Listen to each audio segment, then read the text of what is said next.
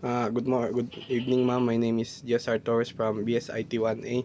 So, I will explain my code and yung logic niya po. So, dito, nag-hashtag uh, searching techniques Torres.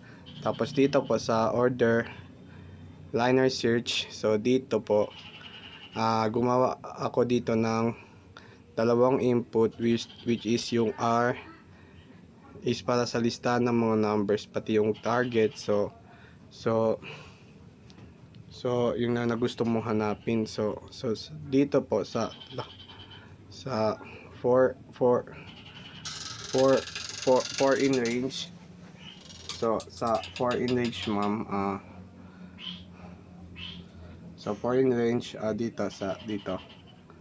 So 4 in range lane.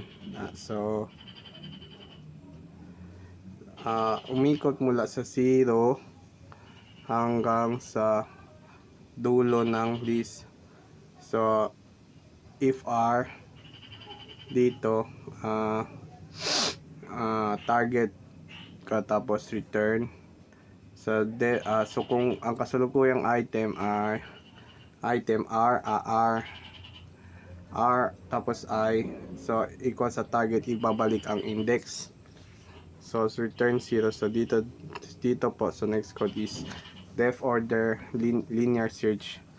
So dito dalawang input ulit, R pati target. So tapos dito so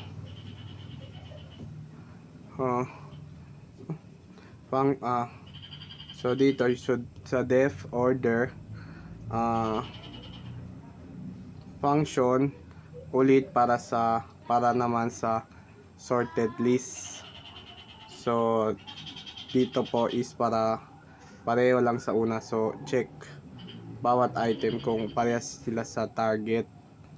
And then po sa if dito sa R tapos target, kapag yung item ay mas mataas na sa target, stop agad, dahil hindi siya sorted sa list. So dito po sa binary search, so gumamit tayo ng dalawang pointers. So dito po sa simula sa low patapos sa high tapos 2, habang may natitira pang range sa list, hanapin ang gitna, yung mid.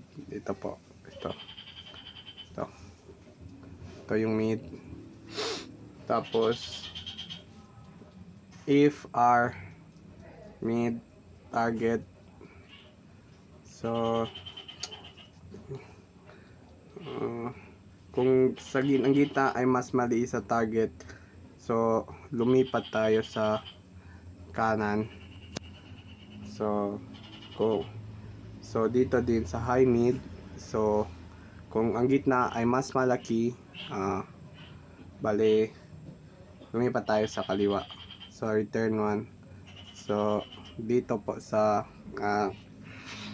def interpolation search, so naglagay tayo dito sa def interpolation search. So low equals 0, then high len are -1. So pareho sa binary start at end pointers. So sa while dito sa while low, habang may valid range pa at nasa loob ang target, so tuloy dito, sa post low, magkaiba po siya sa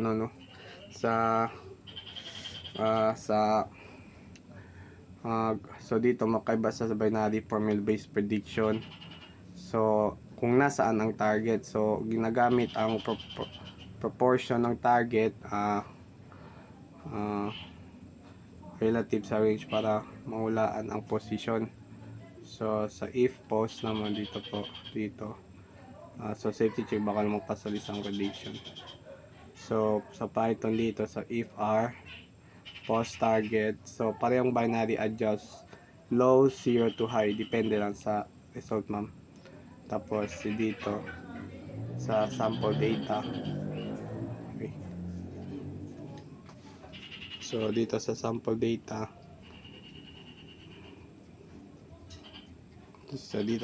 data, ah so dito unsorted, hindi pa siya ayos. So nag-assign ng dalawang list, yung isa is hindi pa ayos, ito yung sample sorted, ito yung ayos na po. So sa testing of function naman po, so print unordered linear search colon unordered linear search. So 12, tapos dito print order linear search, binary search, tapos i-print ang interpolation search, sample sorted pipe. So tinatawag natin bawat function at tinetest kung tama bang nahanap yung target value. So gumamit ng print para makita ang result. So sa logic naman po dito po is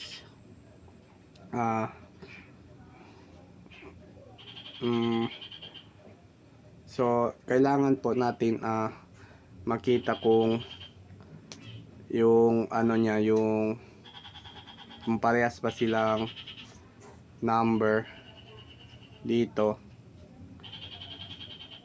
So kung parehas pa sila, so dito po sa unorder, yung logic dito is isa-isa mong tignan bawat laman ng listahan. So dito po kapag nakita mo na ang hinahanap mong numero, ibalik mo agad sa pwesto nito. Sa dito sa ordered linear search, hinahanap mo ang pangalan ng listahang nakaayos.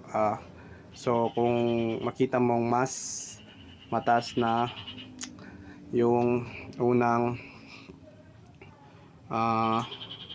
mataas na yung unang letra kaysa sinabi mo, alam mo lang wala na sa lista, so titigil ka na. So dito po sa binary search, kailangan number 1 is kailangan ang listahan po ay nakaayos, hatiin mo. So second is hatiin mo yung sa gitna, tapos yung third po is tignan mo yung gitna ay ang hinaharap mo. So parang ganito po,